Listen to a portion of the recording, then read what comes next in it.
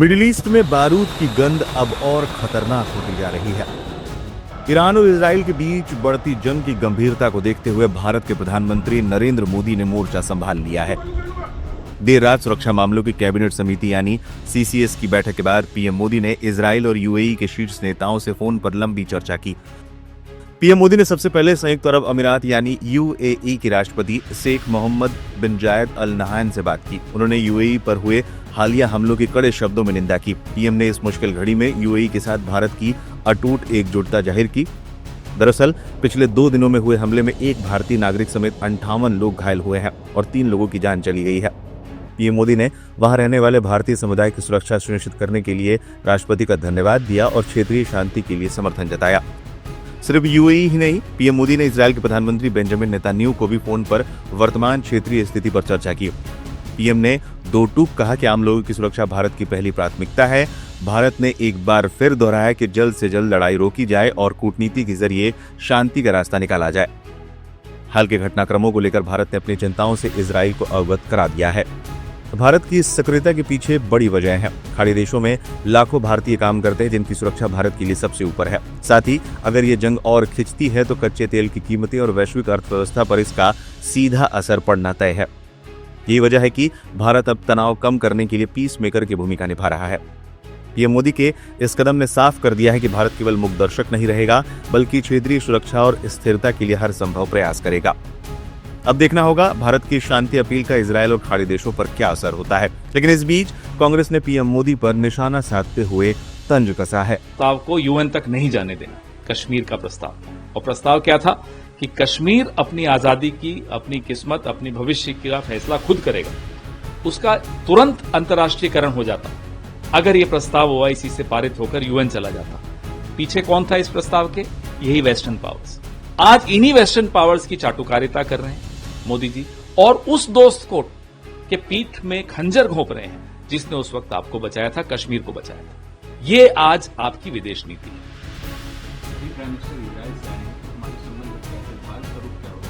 भारत के संबंध कैसे हैं, ये आप अलग सवाल है।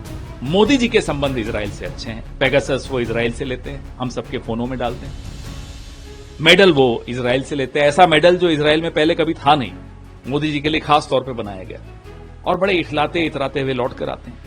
भारत के हितों के साथ जो समझौता करके आते हैं मोदी जी, उसका खामियाजा आने वाली कई पीढ़ियों को भुगतना पड़ेगा, क्योंकि ईरान हमारा एक बहुत पुराना साथी है।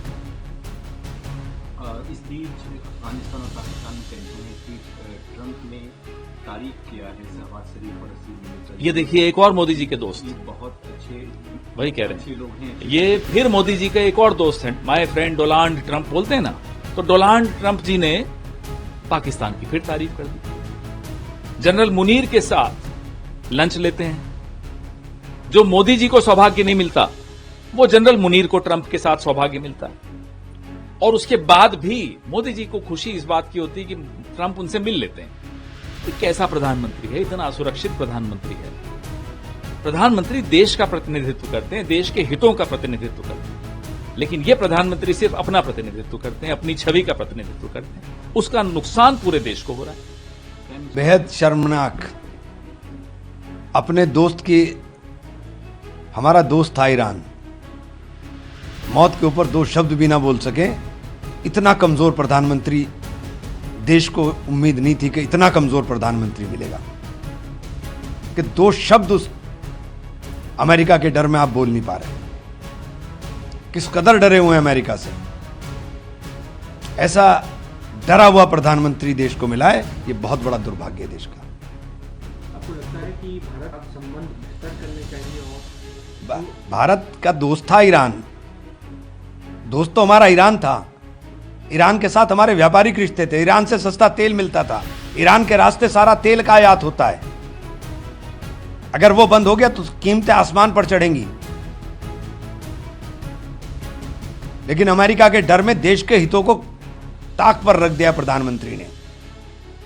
प्रधानमंत्री वहां महिला सुरक्षा और करप्शन का उन्होंने जिक्र किया और भरोसा दिया कि एनडीए की सरकार आने के बाद बहुत 12 साल से देख रहे हैं आपको, 12 साल से देख रहे हैं आपको। आप बने थे विश्व गुरु।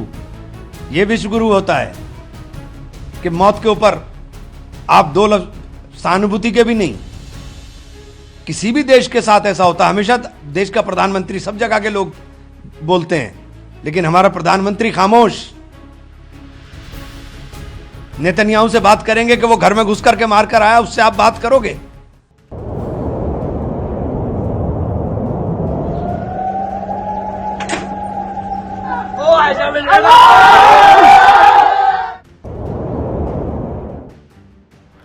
मिडिल ईस्ट में शुरू हुई जंग का अंत अब कब होगा ये किसी को नहीं पता। इसकी मुख्य वजह है ईरानी सुप्रीम लीडर अली खामेनेई का मारा जाना।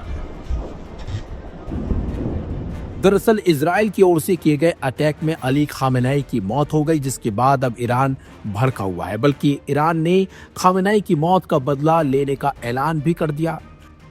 इजराइल के हमले के बाद ईरान खाड़ी देशों पर टूट पड़ा है। एक एक करके ईरान खाड़ी देशों को निशाना भी बना रहा है। यहां तक कि ईरान ने बहरीन में मौजूद अमेरिकी बेसों को अपना निशाना बनाते हुए उस पर हमला किया। इजराइल और अमेरिकी हमलों का ईरान ने बदला लेने का दरअसल ऐलान भी किया था और अब उसका दावा करना शुरू कर दिया है। ईरान ने करीब 8 देशों में मौजूद अमेरिकी बेस पर हमला किया। इसमें बहरीन के naval base, Qatar, UAE, Saudi Arab, Israel, Kuwait, Dubai शामिल है।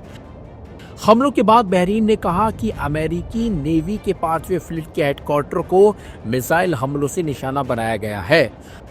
खबर है कि बहरीन में ईरानी शाहिद 136 ड्रोन ने अमेरिकन फैसिलिटी को जबरदस्त नुकसान पहुंचाया।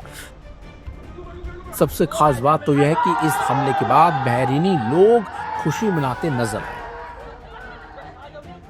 दुबई में भी ईरान ने जबरदस्त तबाही मचाई है। ईरान ने एयरपोर्ट पर ताबड़तोड़ हमले किए हैं। इसके अलावा द पाम होटल और बुर्ज खलीफा के पास भी हमले किए गए हैं। कतर में भी धमाकों की आवाजें सुनाई दी। आपको बता दें, मिडिल ईस्ट के कई देशों में अमेरिकी मिलिट्री ने अपने बेस बनाए हुए हैं, जहां पर बड़ी संख्या में सैनिकों और हथियारों की तैनाती मौजूद है। इससे पहले अमेरिका और इजराइल ने शनिवार को पूरे ईरान में टारगेट करते हुए एक बड़ा हमला किया था। अमेरिकी राष्ट्रपति डोनाल्ड ट्रंप ने ईरानी लोगों से अपनी सरकार पर कब्जा करने की अपील की थी। पहला हमला तेहरान के डाउनटाउन में ईरान के 86 साल के supreme leader Ayatollah Ali Khamenei के घर के कंपाउंड को टारगेट करते हुए किया गया था, जिसमें खामेनेई और उनके परिवार के कई सदस्य मारे गए हैं।